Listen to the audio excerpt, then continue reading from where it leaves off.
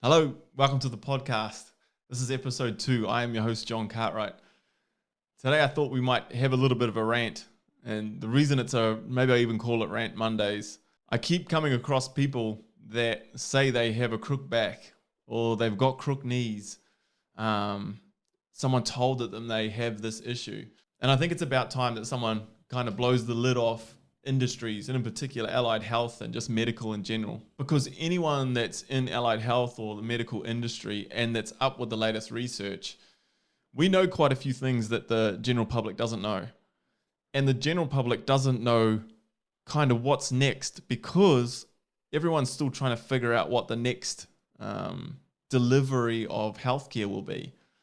And so what do I mean by that? Well, more recently, researchers have started looking at, instead of just trying to find research on injured people, so scanning people that are injured, they started looking at, what if we scan people that have no pain? And the shocking thing that came out was that most people have some form of pathology, in that there was a research article that was looking at knees and people that were symptomatic and non-symptomatic and scanning everybody. What they found was that some people had meniscus tears in their knee and had zero idea that they had a meniscus tear, whilst other people are in 9 out of 10 pain and cannot walk with a meniscus tear. Now, if you'd sort of said that previously, even a health professional would have said, nah, surely they would have some pain, like they've got some damage. So even we have been indoctrinated into this thought process as practitioners that you need to have a diagnosis. You have some pain, you need to go to somebody who gives you a diagnosis so that someone can fix you. Everybody gets to clip the ticket along that way. You pay money to all of these people to fix you, and we've created a beast. Like, my industry was physiotherapist. I've now stepped away from that. But if you look at any industry, we are starting to find out that the vast majority of things are actually placebo. It's your belief in the story that's being pitched to you and your belief in what someone's saying that actually makes the most difference. And that might just sound like bullshit to you. I totally understand that. I'll give you a personal example, right? I personally have had gut issues for a number of years, okay? I won't go into details, but I had to go and see a gastroenterologist. And we got chatting, and he didn't know my background. And it got to the point where I could see him steering me down this path. And I said, look, you can tell me honestly. And he goes, look, it's the relationship between your pathway from your brain and your gut's relationship. And so it's essentially like I have to reprogram, if you like, my beliefs around everything around this gut of mine and how to manage it. Now, that is looking at things like sleep. It's looking at stress. It's looking at trying to manage that world in which I've got quite a neurotic personality. And so that personality type is, I instinctively go to war with myself more often than not. And it's my awareness of that that's allowing me to shift that. Now, the specialist says to me, I can prescribe you medical marijuana.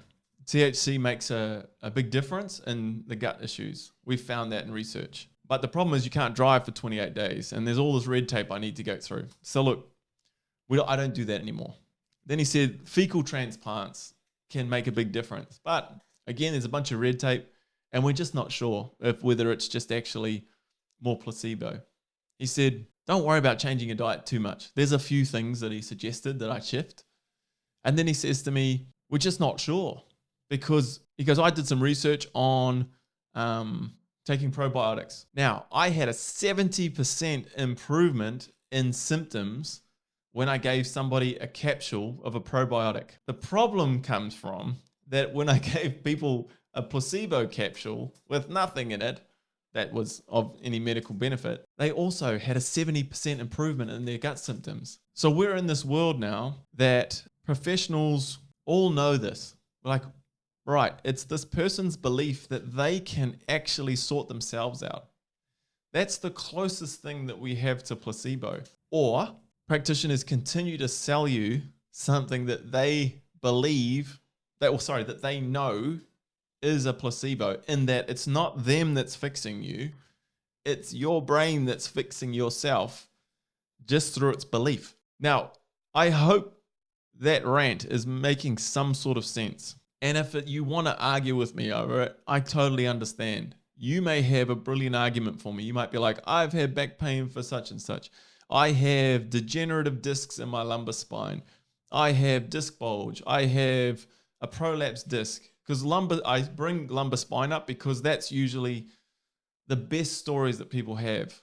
My old man had a crook back. He had to give up work. He's in agony all the time. It's like, man, I get it. Chronic pain is evil. But this is what I could say to you, is that there are people out there with scans, MRI scans, that have herniated discs, or more importantly, prolapsed disc. That's a full collapse of the structure of a lumbar disc. And they have zero symptoms.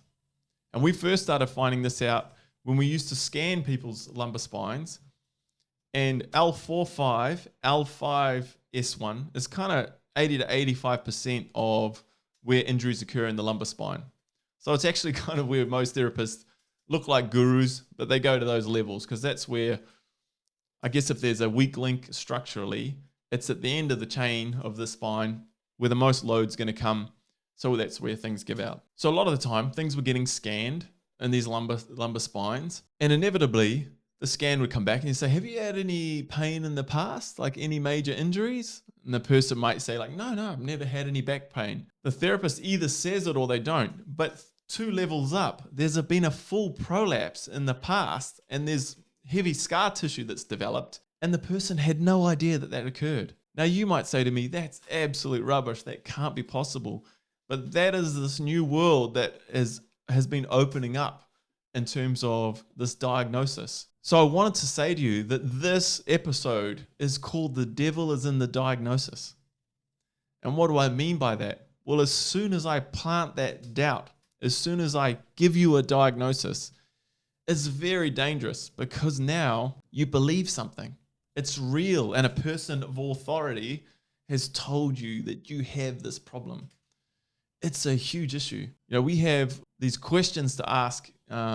It's not my field, but say around statistically what's happening in things like cancer diagnosis. We say you've got a certain amount of time to live because statistically this is how fast a disease progresses. And we've got evidence for that. We can tell you how long. But look, I would love to see a randomized controlled trial where they put people into different groups and they do tell people and they don't tell them. I would love to see what outcomes happen in cancer, because if things are consistent with everything else, we're looking at there's a possibility, not that doctors are wanting to hurt you. It's the opposite. They're trying to make a difference. All of this crap that's coming out that the medical industry is evil and that these therapists are all trying to hurt you, they're not. They got into the game to help people. But it's an interesting game once you're in it, because people want to be fixed. You just want a quick fix. Just fix me. Just sort it out. That's what you get paid for, isn't it? But if I said to you, here's an answer, you just need to do the work and believe in yourself that you can sort it out. That's actually the answer to the vast majority of things. If I said to those same people that's got a herniated disc in their lumbar spine, degenerative discs, they're in agony, I want to say to you, I don't care how much you want to argue with me. You can absolutely learn to manage your situation and overcome whatever situation you're in. There's exceptions to the rule in terms of structural damage or integrity of structures in that they no longer function and they can't hold position. My point is that those are way less common than you think. Now, it might sound like I'm just talking crap, but I've lived this. I've had people come to me and say, I'm up for my second surgery. It just doesn't seem like I want to have the next surgery on my lumbar spine. Can you help me? And that person has come back to me 5 years later saying, I'm still fine. Like, thank you so much. Like, I didn't think that surgery was going to help me and I'm fine. You gave me all the tools and I'm sweet. Like, that to me is like, man, That's not a one-off. That was my career. But you look at those people, I don't have thousands of people like that. And the reason being is not because I didn't have the answer. It's because the people just didn't have the buy-in. They didn't believe what was going on. And then they didn't have the motivation to set up their environment and to do the work. And when I say that with empathy. I get life's tough, man. Some people have got a concreting job and they're supporting their family, and they might even be supporting a family overseas.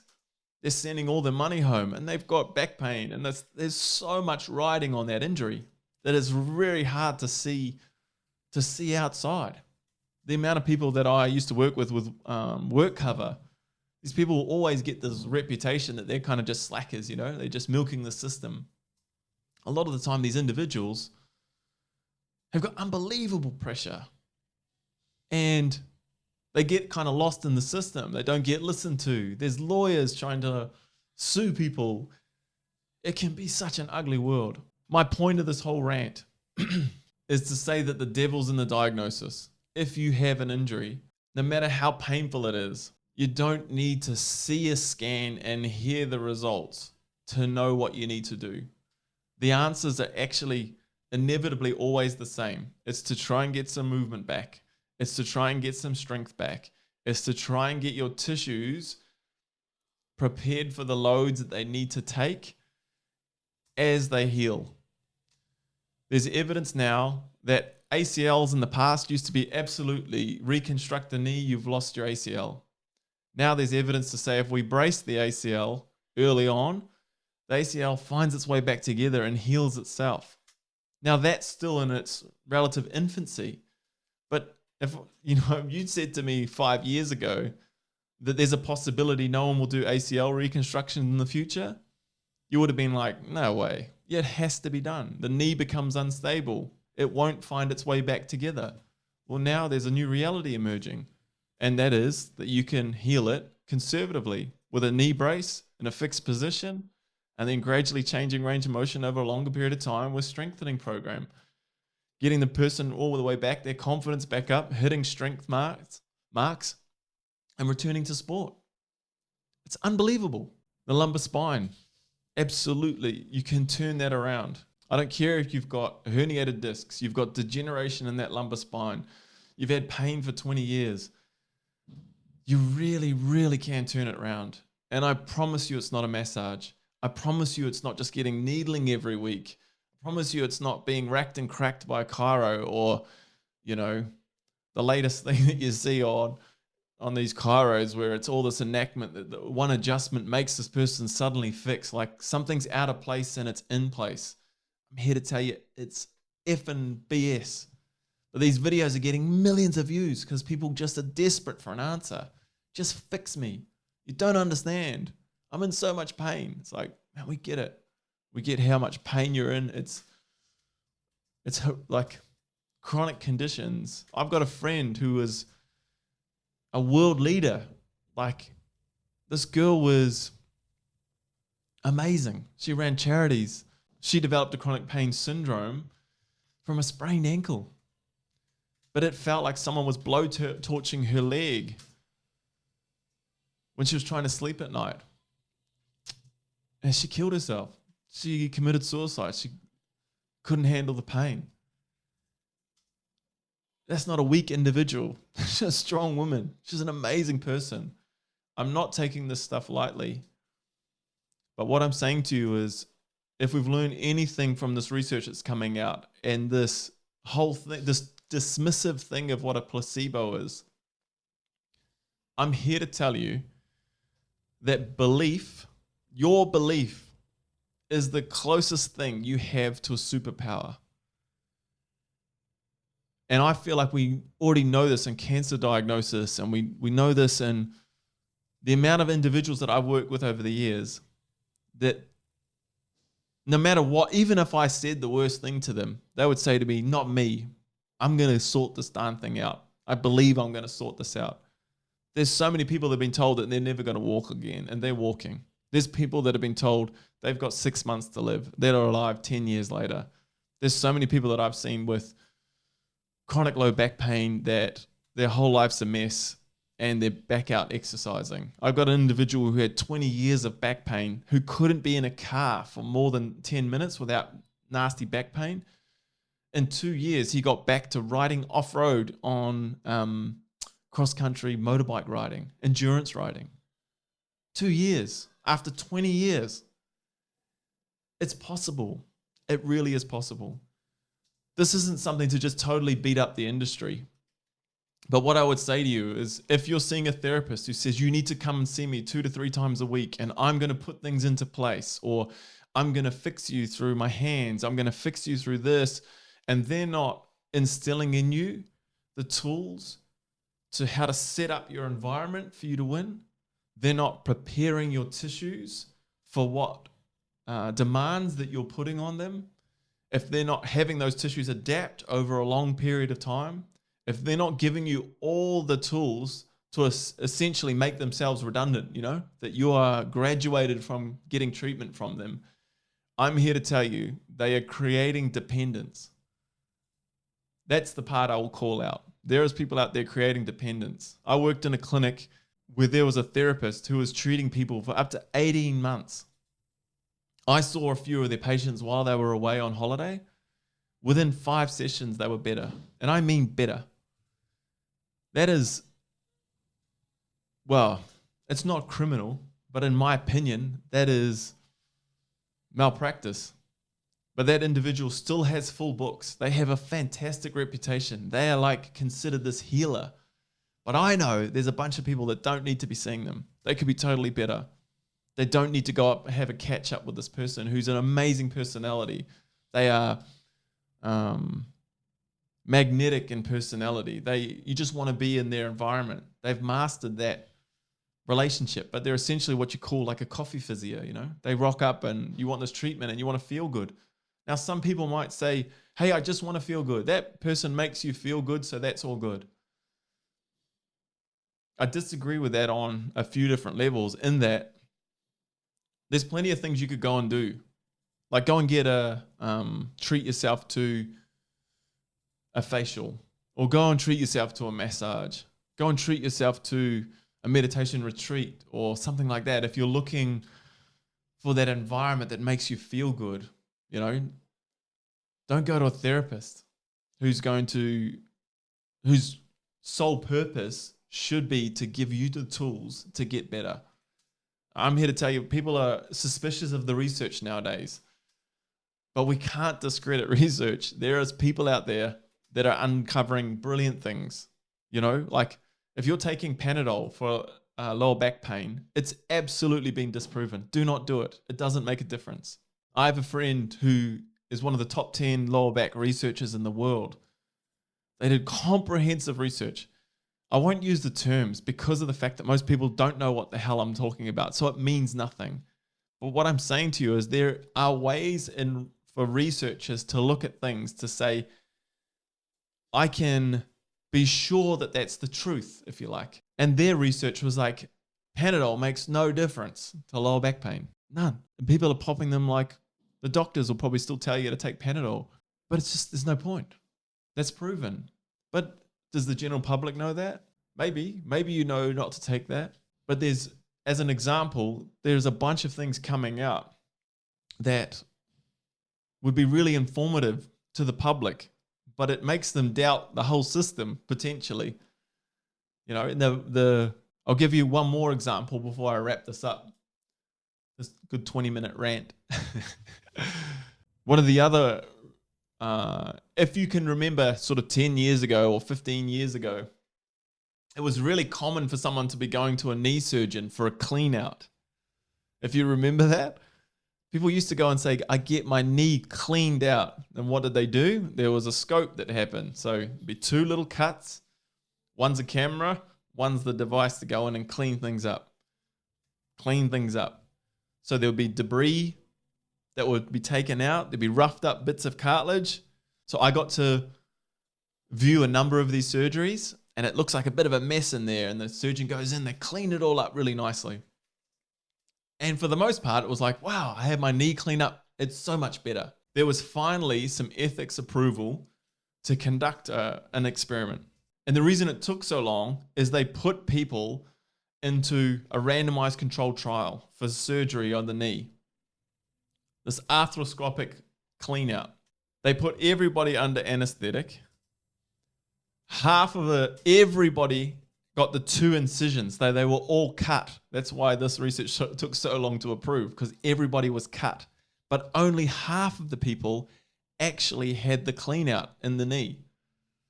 What do you think the results were? Do you think there was still a significant difference in the people that actually had the clean out? No, there was no difference in the outcome of the group, but everyone felt better. So that was the first evidence that we had that surgery, well, not the first evidence, but the first real major that really turned things on its head, that we need to be really careful what we're doing, because all of those individuals believed that because they got cut, then surely they got better, because the surgeon's in there to clean things up, to heal it, to get the gunk out of my knee. So you won't see people getting these anymore. If you have noticed, nobody talks about it, but they're not done anymore. That's the most clear-cut example I could give you of this thing, where we have to be willing to invest in this placebo. There's not a lot of money in placebo, as you could imagine. So there's not a lot of desire or want. And you might say that's for sinister reasons, but the money still makes the whole world go around. So to get approval, these things cost money. But if we look at placebo and say, what is it? Well, placebo is this instant, undeniable belief that this story and this world has changed for the brain because of an intervention. Now we need to look at it and say, can we, rather than having this intervention that has you believe something different, what if we worked on you? What if we worked on your belief? What if we worked on what you tell yourself? And what if we worked on what your language is? What if we worked on how you saw the world? What if we made your environment more positive? What if we got good people around you? What if you felt better about your whole world in general? You know, like these are the things we should be talking about in terms of healthcare. That's what healthcare should be about. We should be trying to clean up your environment rather than this ambulance at the bottom of the hill. We wait for you to get broken. We'll see you at the bottom and then we'll patch you up so you can make your way back up the hill again. It's madness. It's madness. I think we'll I could probably go for another hour here, as you realize I'm fairly passionate about this issue. But what I want to instill in you is not doubt. It's the opposite. I want to instill in you belief. I want to instill in you that you can turn things around. You may get to the point where you need a surgery at some point in life. You may have, I don't want you to get put off all interventions. I just want you to start questioning, where is this leading? I want you to feel like your practitioners are empowering you. I'm in the driver's seat because this person is educating me and steering me and letting me know where I need to go. This person's teaching me about my brain and this complex thing that is pain, and that my brain is responsible for pain, but it's not like you're imagining it, just like you're not imagining your heart rate when it's increasing because you're frightened of something. That's happening automatically. Same thing with pain. That process, you're not controlling whether something hurts or not. You can influence it, but you can't just stop it. If I cut you, it's going to hurt. You know, you can't just override that and say, that doesn't hurt. That's not how that works. But if you understand what can increase that, if you understand your environment is really important as to what your experience of that pain is, that's really empowering. Your whole world can change. So let's wrap it up. I hope this rant leads somewhere. If it leaves you with more questions and you've got hate for me for turning your world upside down, by all means direct it at me. I'll do my best to kind of, chat you through the comments. But my hope is that it's your first step if you've been in that situation where you're like, I don't know where to turn, or I'm going to put up with what I've got. I'm just here to tell you don't have to do that. You can turn this around. You can turn this this lifetime around. You don't have to live in this life of pain. You can sort it out, but it doesn't come down to someone fixing you. It comes down to you learning how to manage all of the pieces of your environment, all of your relationship with this body of yours, and how to get the most out of this vehicle. Take care. For now, it's bye from me.